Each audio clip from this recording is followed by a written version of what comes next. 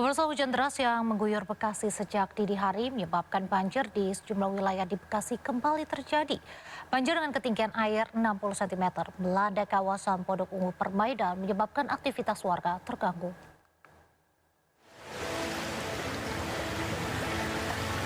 Nggak berani Pak, dipaksain Pak Bowo. Dipaksain. Lihat Mas. Akibat curah hujan tinggi sejak Minggu hingga Senin dini hari mengakibatkan sejumlah wilayah di Bekasi kembali terendam banjir.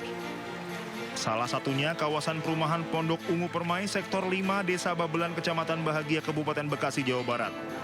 Ketinggian air 60 cm hingga 80 cm merendam badan jalan hingga mengakibatkan kendaraan roda 2 yang melintas mengalami mati mesin. Selain curah hujan yang cukup tinggi, banjir di jalan tersebut juga akibat saluran drainase yang kurang baik hingga genangan air terjadi. Udah dari kapan nih bikin banjir nih? Hujan dari jam 2 malam. Di sini hujan dari jam 2 malam. Kalau hujan selama 4 jam atau 3 jam di sini udah pasti banjir sini. Ya pasti banjir ya? Iya, di Marakas nih. Kira-kira kalau akses ke sini tuh terhambat nggak sih kayak untuk aktivitas? Pasti terhambat, motor nggak bisa jalan gitu. Warga berharap masalah banjir akibat saluran air yang kurang baik tersebut bisa segera diatasi. Dari Kabupaten Bekasi, Jawa Barat, Gilang Yusufan, iNews melaporkan. Setelah sempat surut, banjir di Subang, Jawa Barat kini meluas hingga merendam ribuan rumah di 5 kecamatan. Sebagian warga kini mengungsi di masjid dan di kolong jalan layang. Ayo Mak, keluar ayo. Dipegang tuh. Intensitas hujan yang tinggi membuat ribuan rumah di Subang, Jawa Barat kembali terendam banjir. Bahkan kini banjir meluas hingga merendam ribuan rumah di 5 kecamatan.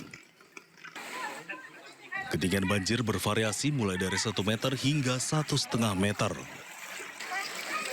Di Desa Mulyasari, Kecamatan Ciasem, ketinggian banjir yang mencapai 1 meter membuat warga harus mengungsi. Warga di Desa Mulyasari kini mengungsi di masjid dan di bawah flyover Pamanukan. Mereka berharap bantuan pemerintah berupa makanan dan selimut bisa segera disalurkan. Hari ini kita mendapatkan laporan ada beberapa titik khususnya di 4 kecamatan di Pantura. Ya, selain kemarin ada di Ciasem, sekarang yang bertambah diantaranya Belanakan, Agasari itu ada di Kecamatan Sukasari, Loigon Kulon sama di Pusaka. Selain intensitas hujan yang cukup tinggi, banjir juga diperparah oleh banyaknya sungai yang sudah dangkal sehingga mudah meluap. Dari Subang, Jawa Barat, Yudi Heriawan, Juanda, iNews melaporkan. Memasuki hari ke-9, banjir 2 meter masih melanda Desa Karangligar, Kecamatan Teluk Jambe Barat, Kabupaten Karawang, Jawa Barat. Debit air di Desa Karangligar, Teluk Jambe Barat, Karawang, Jawa Barat hingga saat ini masih tinggi dan belum menunjukkan tanda-tanda surut. Ketinggian air bahkan setinggi genting rumah warga. Selain ratusan rumah warga yang masih terendam banjir, sejumlah sekolah serta kantor desa masih lumpuh akibat banjir yang melanda. Warga pun tidak bisa beraktivitas. Petugas memperkirakan jika intensitas hujan menurun dan Sungai Citarum serta Sungai Cipeet tidak kembali meluap, maka banjir di sejumlah lokasi akan segera surut.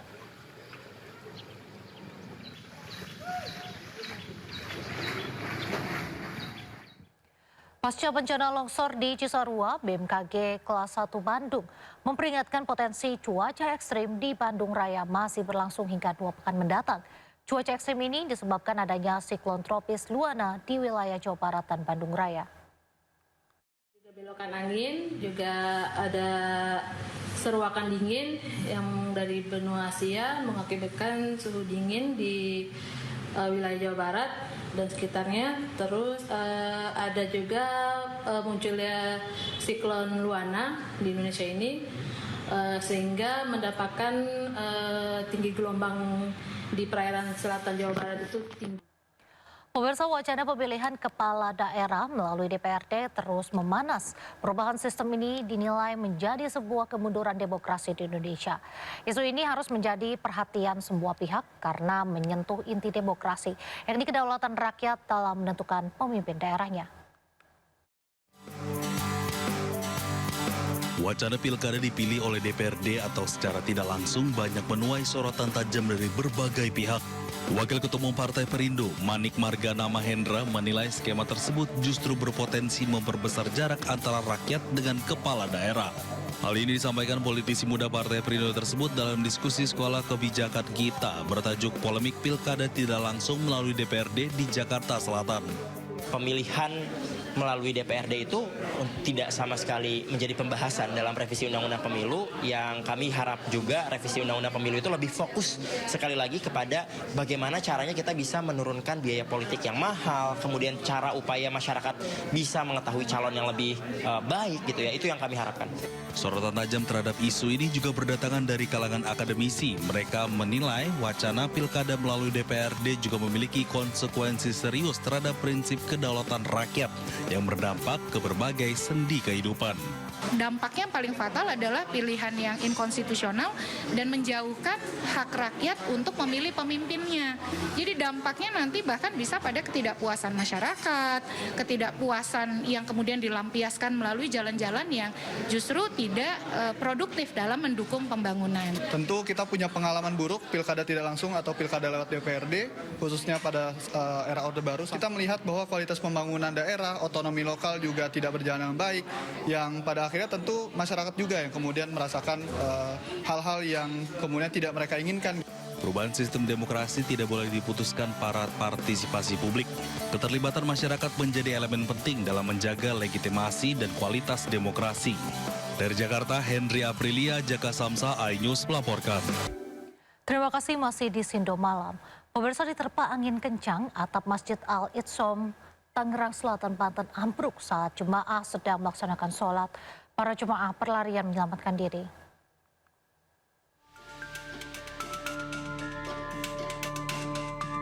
Inilah detik-detik saat atap plafon Masjid Al-Itsom Ciputat, Tangerang Selatan ambruk. Robohnya atap ini terjadi saat para jemaah sedang melaksanakan ibadah sholat subuh. Para jemaah pun langsung berlarian keluar masjid karena takut tertimpa. Diduga atap ambruk akibat diterpa angin kencang serta lapuknya bangunan. Masjid Pemkot ambruk itu pada saat subuh, waktu jamaah lagi pada sholat subuh, tiba-tiba di arah belakang dari atas itu ambruk atapnya. Untungnya nggak nimpa jamaah. Sementara itu pihak masjid terus memperbaiki atap yang ambruk agar peristiwa serupa tak terulang kembali. Dari Tangerang Selatan, Banten, Nunung Purnomo, iNews melaporkan. Pemirsa, hari keempat banjir di Kota Tangerang, ratusan rumah di Kelurahan Periuk, Kecamatan Periuk, Kota Tangerang masih terendam. Warga masih bertahan di posko pengungsian.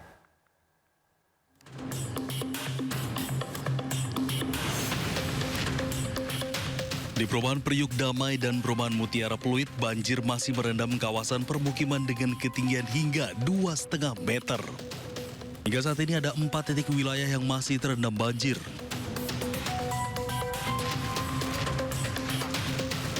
Sebelumnya ketinggian air berangsur surut, namun hujan kembali mengguyur wilayah tersebut sehingga air kembali naik. Kita lihat untuk ketinggian air, kemarin sudah mulai surut sekitar 1 meter.